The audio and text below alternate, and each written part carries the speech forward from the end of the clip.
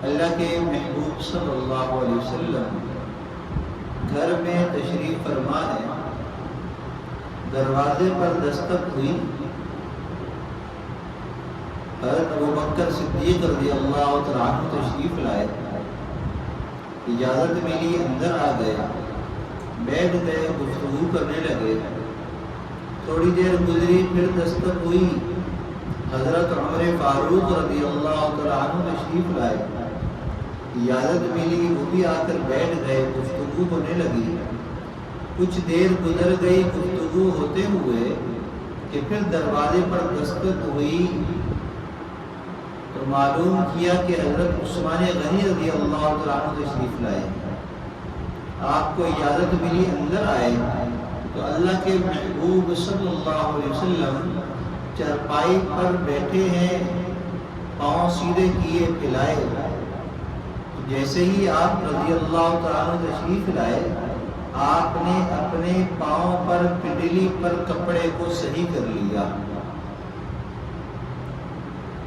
جب محفل ختم ہوئی، مہمان تشریف لے گئے تو حضرت عائشہ صدیقہ رضی اللہ تعالیٰ عنہ نے اللہ کے محبوب سے پوچھا کہ یا رسول اللہ صلی اللہ علیہ وسلم، سب سے پہلے میرے والد صاحب حضرت ابوبکر آئے، آپ نے اپنے پنڈلی پر کپڑا نہیں ڈالا، آپ ویسے ہی بیٹھے رہے۔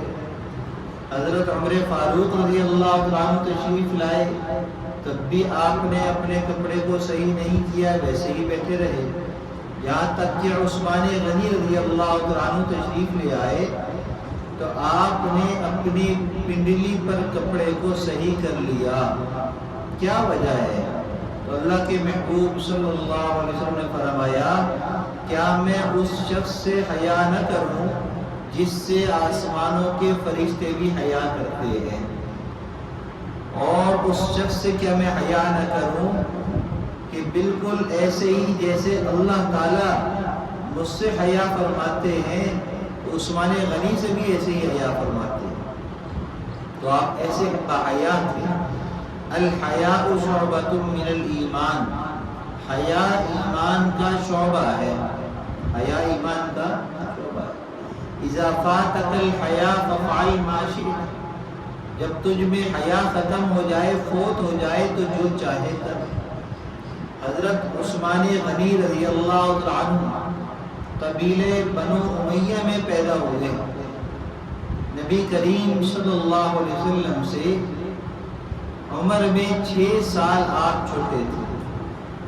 آپ ابتدا سے ہی بڑے سمجھدار، دیانتدار، بااخلاق تھے۔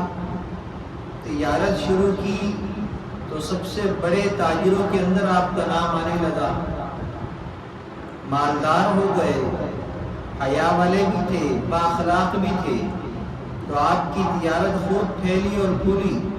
اللہ تعالیٰ نے آپ کو بہت نفع عطا فرمایا، عمراء میں آپ شامل ہو گئے۔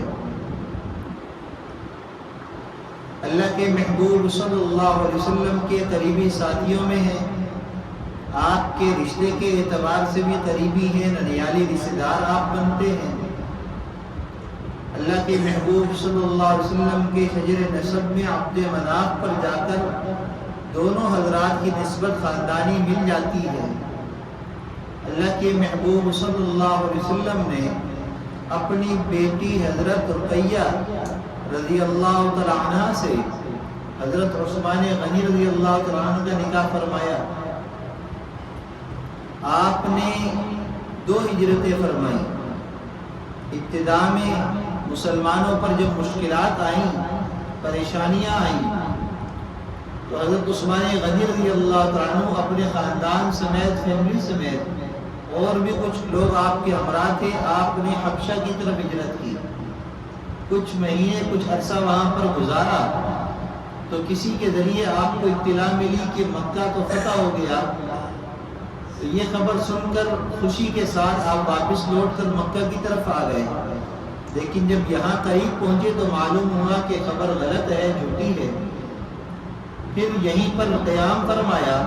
پھر کچھ عرصے کے بعد اللہ کے محبوب صلی اللہ علیہ وسلم کی اجازت سے آپ نے مکہ المکرمہ سے مدینہ منورہ کی طرف ہجرت فرمائی۔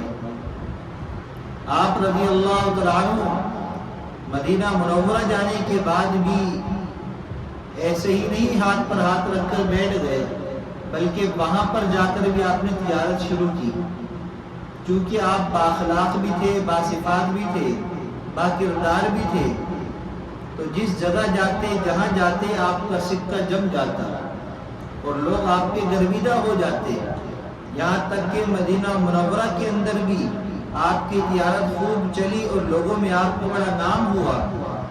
یہی وجہ ہے کہ وہاں پر رہنے والوں کے لیے آپ بڑے ہمدرد غمخوار بنے، ان کے ساتھی بنے، اور مدینہ منورہ کے رہنے والوں کے لیے آپ نے بڑی خدمات سر انجام دی۔ غزوہ بدر کے موقع پر نبی کریم صلی اللہ علیہ وسلم صحابہ کرام کی جماعت کو لے کر جب مدینہ منورہ سے نکلے ہیں اور پھر اس کے بعد وہاں سے آپ کا سفر میدان بدر کی طرف ہوا، تو اس سفر میں اس غزوے کے اندر عثمان غنی رضی اللہ تعالیٰ عنہ شریک نہیں تھے، اور وجہ کیا تھی کہ اللہ کے محبوب صلی اللہ علیہ وسلم کی صاحبزادی آپ کی زوجہ حضرت رقیہ رضی اللہ عنہ بیمار تھی۔ اللہ کے محبوب صلی اللہ علیہ وسلم نے آپ کو کہا کہ آپ یہیں گھر پر رہیں اور ان کی دیکھ بھال کریں، ان کی تیمارداری کریں، اور آپ بالکل پریشان نہ ہوں، آپ ایسے ہی جیسے آپ ہمارے ساتھ غزوے میں شریک ہیں، سفر میں شریک ہیں۔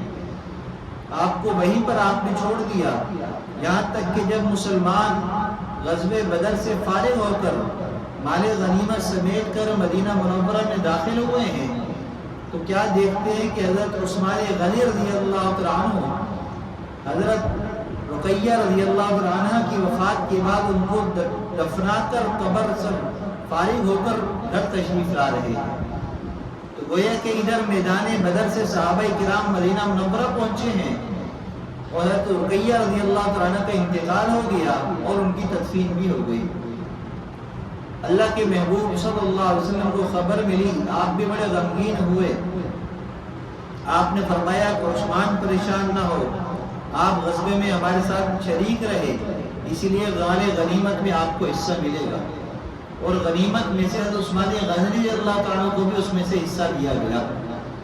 یہی وجہ ہے کہ ان کی بھی شرکت اس کے اندر سمجھی جاتی ہے، کیونکہ ان کو مال غنیمت میں سے حصہ بھی مل گیا۔ ایک دن ایسا ہوا کہ نبی کریم صلی اللہ علیہ وسلم راستے سے گزر رہے تھے کہ دیکھا کہ عثمان غنی رضی اللہ تعالیٰ عنہ تشریف فرما ہے۔ آپ رک گئے، پوچھا کہ عثمان کیا حال ہے؟ کہنے لگے بڑا غمگین ہوں، پریشان ہوں۔ کیوں پریشان ہوتے ہو؟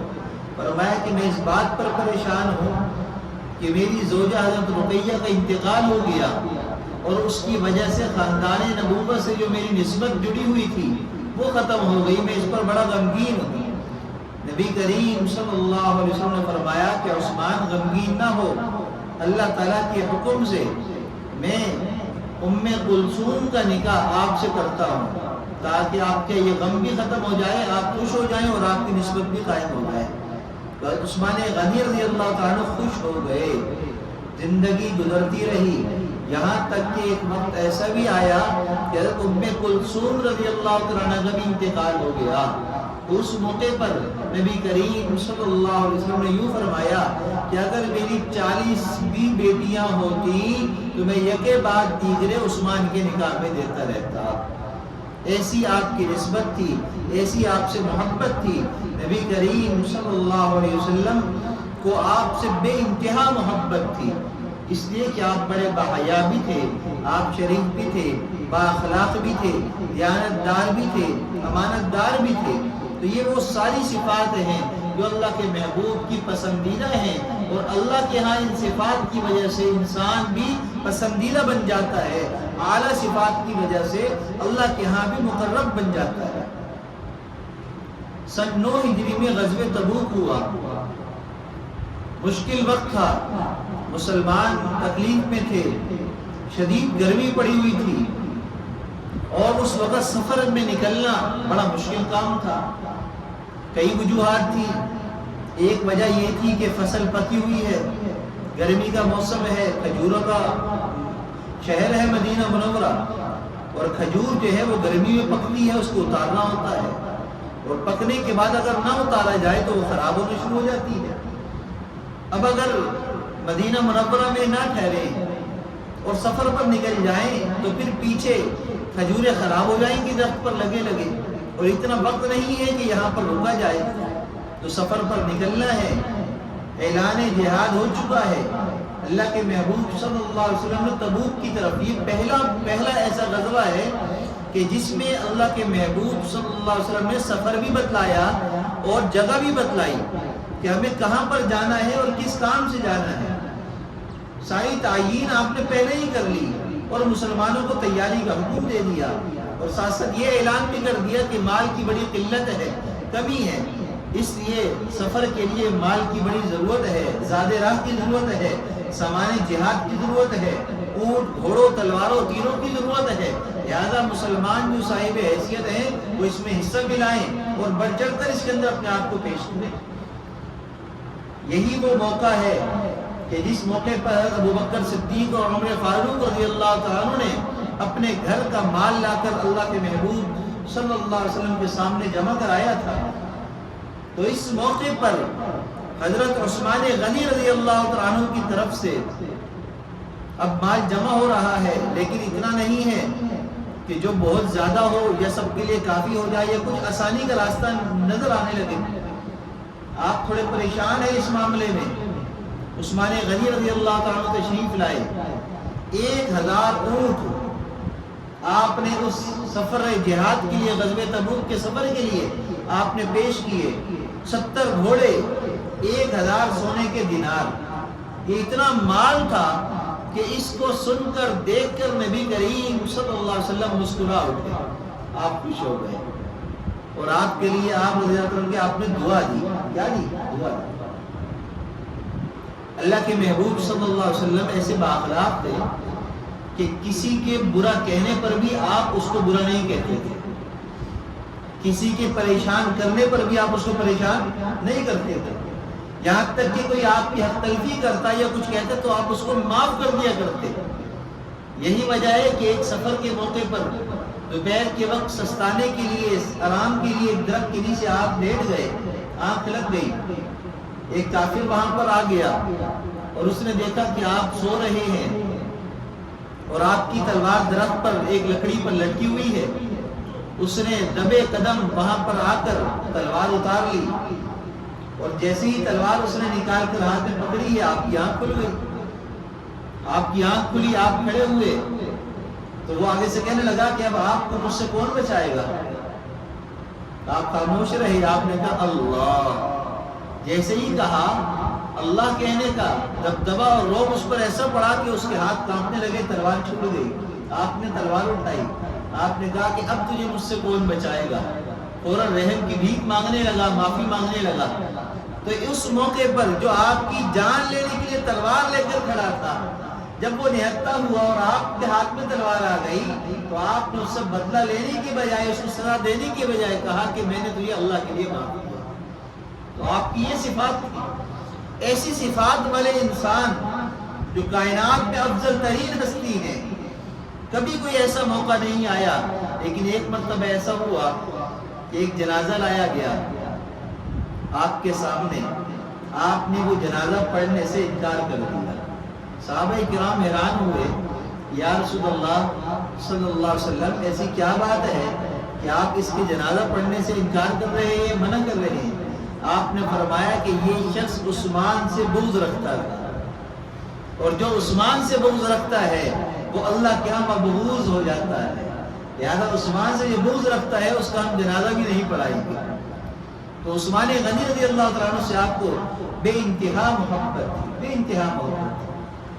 ذی الحج کا مہینہ جب بھی آتا ہے عثمان غنی رضی اللہ تعالیٰ عنہ کی یاد تازہ ہو جاتی ہے، اس لیے کہ یہی وہ مہینہ ہے جس کی 18 تاریخ جو کل جمعرات کو گزر چکی، 18 ذی الحج سن 35 ہجری کے اندر عثمان غنی رضی اللہ تعالیٰ عنہ اپنے گھر میں تشریف فرما ہے۔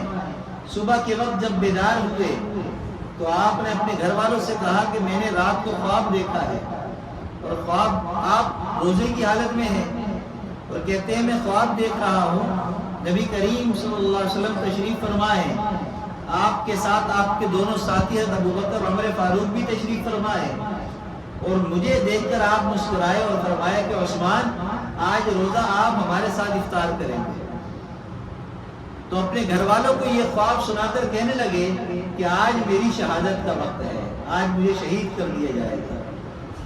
آپ گھر میں قرآن پاک کی تلاوت فرما رہے ہیں، اور مسلمان مدینہ منورہ سے حج کے لیے میں مکہ کی طرف جا چکے ہیں۔ 18 ذی الحج کا دن ہے، حج کا مہینہ ہے، مسلمان وہاں پر ہیں، حج کے لیے گئے ہوئے ہیں۔ باغیوں نے مدینہ منورہ کو گھیرا ہوا ہے، قبضہ کیا ہوا ہے، اور وہی نمازیں پڑھا رہے ہیں، آپ کو گھر کے اندر بند رکھا۔ یہ پہلی شہادت، یہ وہ شہادت ہے اسلام کی کہ جس کی اس شہادت کی جو مثال ہے وہ ویسی ہی ہے، ویسی ہی مظلومانہ ہے جیسے قابیل نے حابیل کو قتل کیا تھا۔ سب سے مظلومانہ شہادت ہے، اور اس کی مماثلت اس شہادت کے ساتھ ہے کہ وہاں پر بھی بالکل نہتا تھا اور بالکل آگے سے مقابلہ نہیں تھا، یہاں پر بھی ایسا ہی ہوا کہ آپ گھر میں تشریف فرما ہیں، قرآن پاک کی تلاوت کر رہے ہیں، یہاں تک کہ ایک باغی نے آپ کے اوپر لوہے سے وار کیا اور آپ کے ماتھے پر لوہا مارا، جس کی وجہ سے خون کی دھار نکلی، جو قرآن پاک کے صفحات پر وہ خون گرا، اور وہ آیت تھی فَسَيَكْفِيكَهُمُ اللَّهُ وَهُوَ السَّمِيعُ الْعَلِيمُ۔ اللہ تعالیٰ سننے والا بھی ہے، جاننے والا بھی ہے۔ جیسے ہی آپ کو زخم ملا، آپ کا خون گرا، آپ نے فوراً پڑھا بسم اللہ توکلت علی اللہ، اور آپ کی شہادت ہو گئی۔ 18 ذی الحج سن 35 ہجری کا یہ واقعہ ہے۔ عثمان غنی رضی اللہ تعالیٰ عنہ سخی بھی تھے، بااخلاق بھی تھے، باکردار بھی تھے، آپ کے جو ہے داماد بھی تھے، اور ذوالنورین بھی تھے۔ بے شمار آپ کی صفات ہیں، بے شمار کتابیں لکھی جا سکتی ہیں آپ کی صفات پر، آپ کے اخلاق پر، آپ کی زندگی کے اوپر۔ مختصر وقت کے اندر مختصر باتیں میں نے آپ کے سامنے بیان کی ہیں۔